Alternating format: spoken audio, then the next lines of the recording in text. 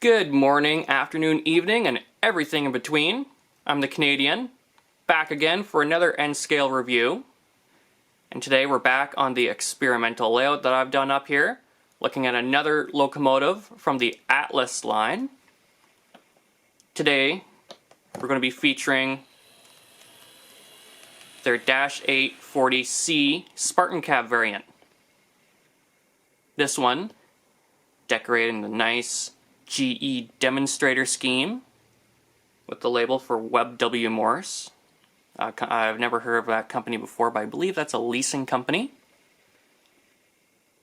And as you can see, I'm going to zoom in here so you can see.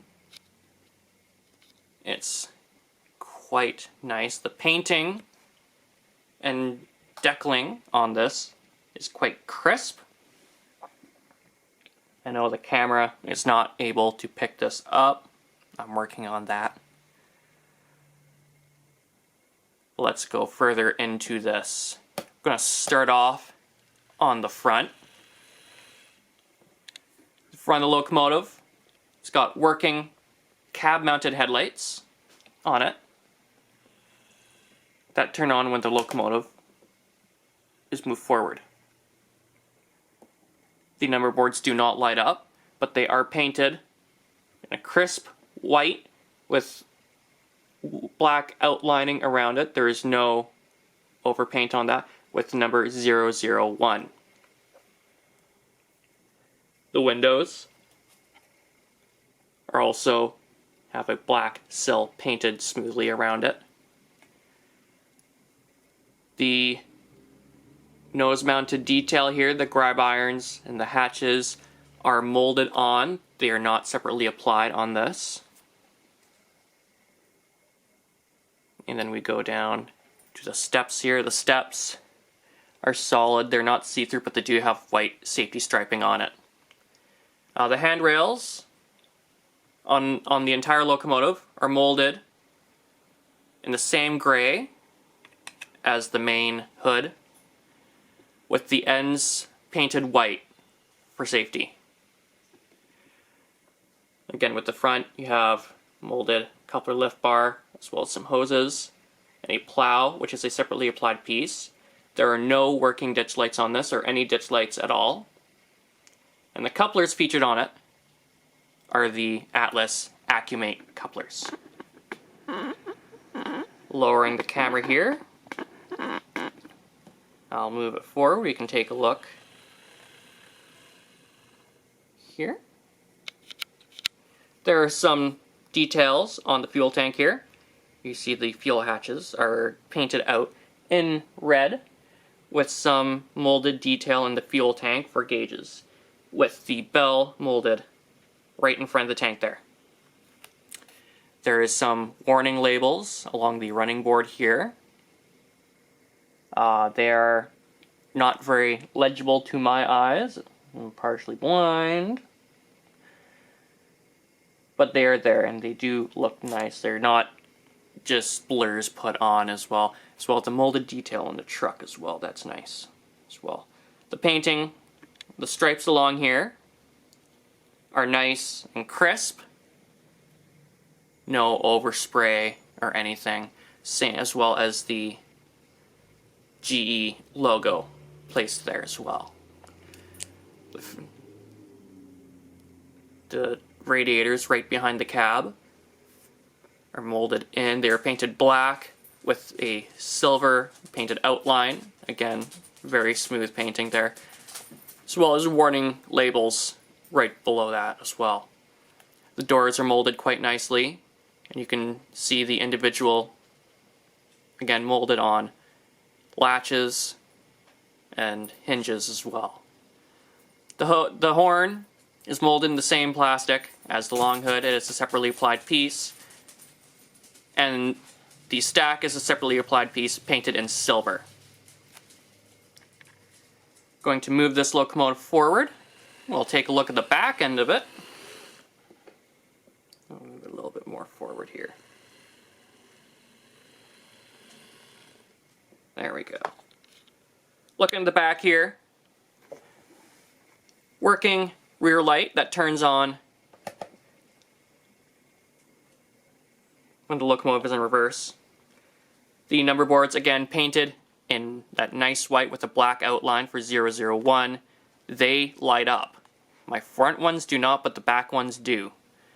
No rear ditch lights on this, but you do see the same with the railings here, gray, but they have the white safety as well as the coupler lift bars here.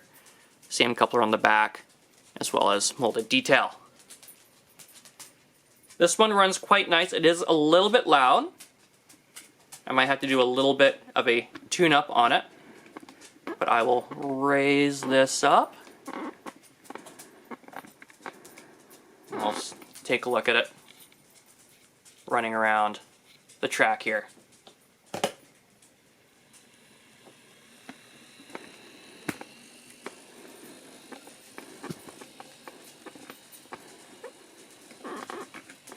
It's not the loudest locomotive, but she does make a sound.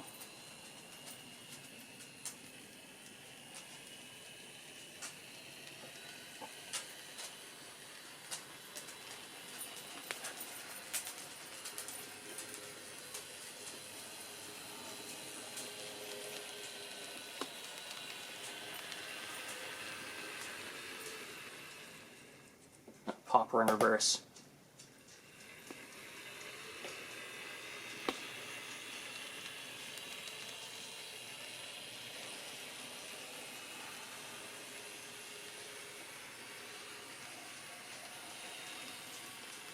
I hope to get a few more of these, mainly in the CN paint scheme, both the wide cab variant and the Spartan cab. For a Spartan cab, I'm definitely looking at getting the one that had the 15-year anniversary logo on it. That's a nice one. I'm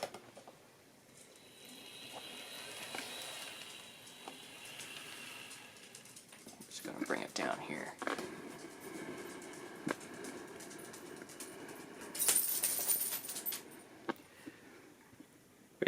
Currently, okay, there was a little bit of grinding there. Currently, this model is in DC. I have not gotten a DCC decoder yet, but I believe it's going to be just a standard DCC decoder, no sound or anything. It's going to probably be an NCE.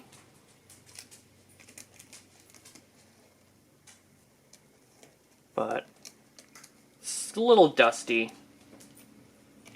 It's been sitting out for a bit. I haven't really been running much recently since my last video on here. Again, full-time work does that. But I'm going to back this up. I'm going to pull a few cars here.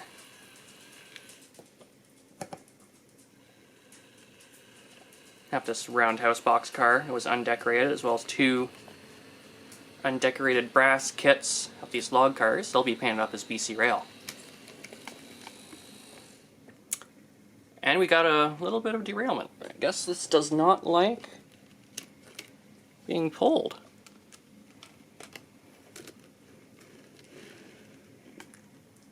That's a blunder I never saw coming. Let's move that. There we go. Now let's try it. There we go. She does pull quite nicely. The most cars I've had this locomotive pulling was 12 cars. That was on my main layout. I have yet to... Oh, it derailed. Oh well. I'm not going to fix that. I'm towards the end anyways. I've yet to have that one put up to operational standards. But that concludes this video. If you like this video, click that like button. If you want to see more, subscribe. Leave a comment, tell me what you think about it. And if you have any suggestions, don't be shy. Put them down in the comments. I try my best to look and read the comments. But until next time, I'll be seeing you around.